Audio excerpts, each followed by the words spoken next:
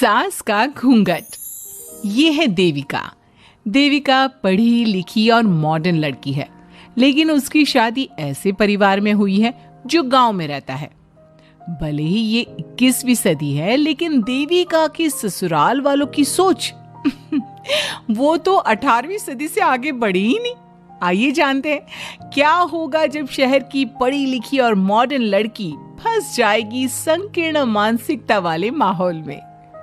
सागर, ये तुम्हारे गांव में सबने इतने लंबे लंबे घूंघट क्यों कर रखे हैं? और ये सब मुझे इतना घूर घूर कर क्यों देख रहे हैं? अरे यार, तुम भी घूंघट कर लो ना, इसीलिए तो देख रहे हैं सब तुम्हें। कम ऑन सागर, मैं घूंघट नहीं कर सकती। तुम्हें पता है ना मैं कौन हूँ। लेकिन देविका, मेरे पिताजी, चाचा जी, बड़े भैया और जीजा जी ने तुम्हें बिना घूंघट के देख लिया ना तो बहुत गुस्सा होंगे और न जाने कौन कौन से फरमान सुनाएंगे। घर चलो, देखा जाएगा जो होगा।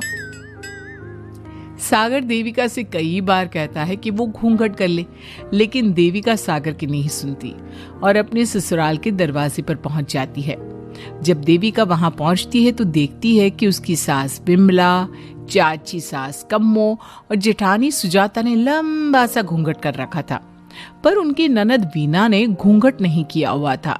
लेकिन हाँ, उसने सर पर सलीकी के साथ दुपट्टा जरूर ओढ़ा हुआ था।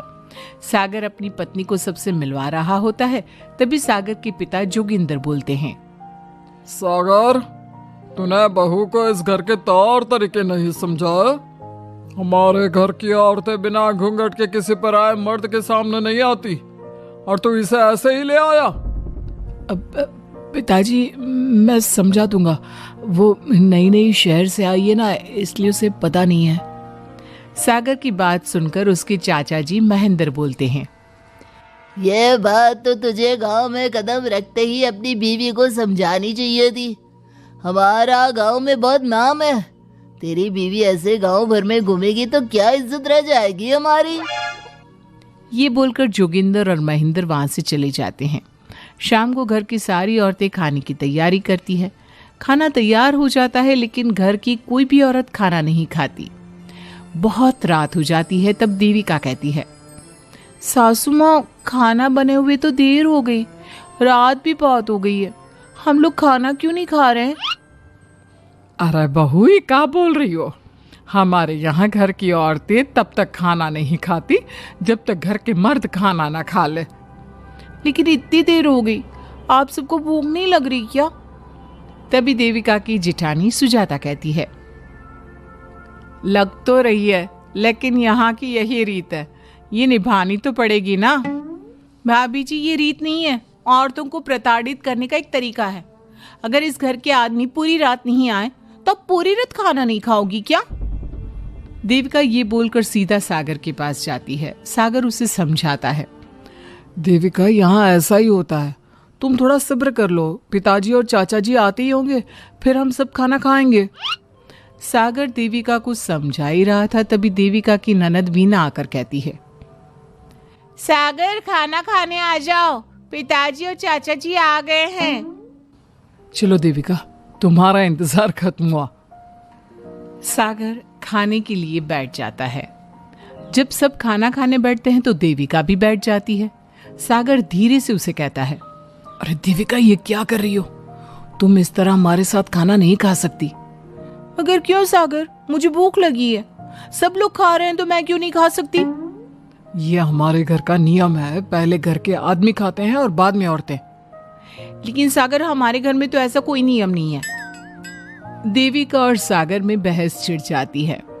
तब सागर का बड़ा भाई कहता है, सागर, तेरी बीवी को एक बार में समझ में नहीं आता क्या कि इस घर की औरतें मर्दों के खाना खाने के बाद ही खाना खा सकती है? भैया, मैं देविका को यही समझा रहा था। मुझे तो लग रहा है कि इसके दिमाग में कोई बात ही नहीं बैठती एक बार में।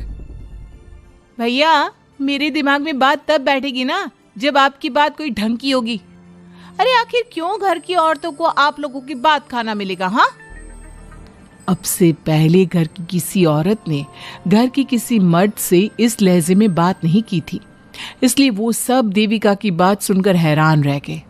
तभी सागर की जीजा और वीना के पति कल्याण जी कहते हैं, ये क्या है सागर?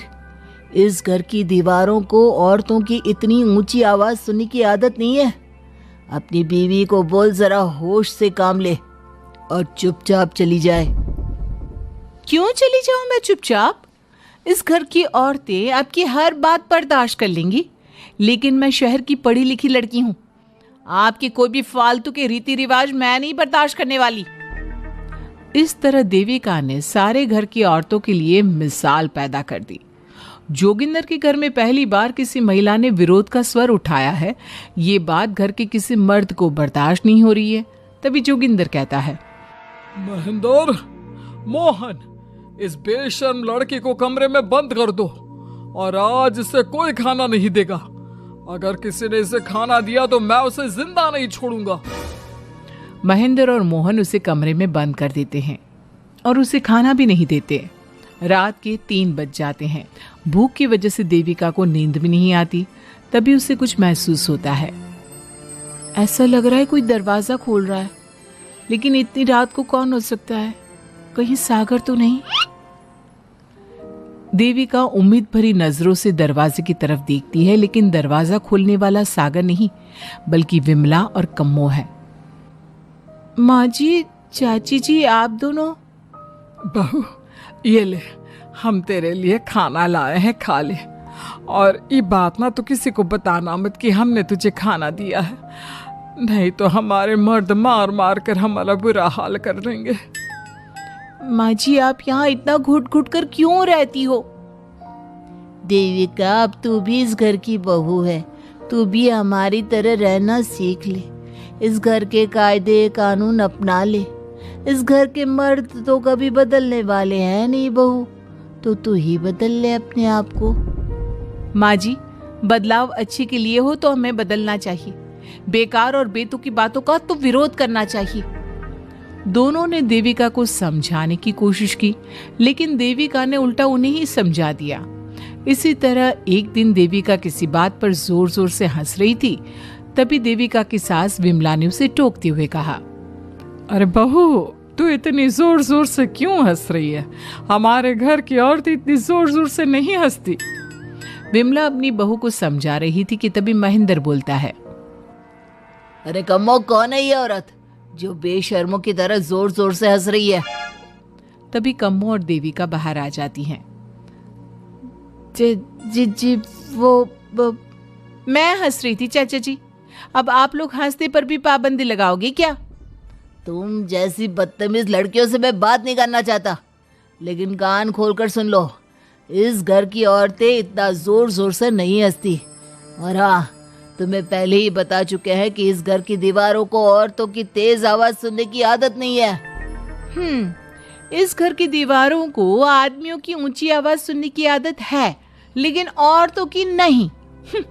चाचा जी, आपके घर की दीवारें तो बहुत दोगली है। हर पाबंदी औरतों के लिए क्यों चाचा जी? औरतें ये नहीं कर सकती, औरतें वो नहीं कर सकती। औरतें सांस ले सकती है या उस पर भी पाबंदी है?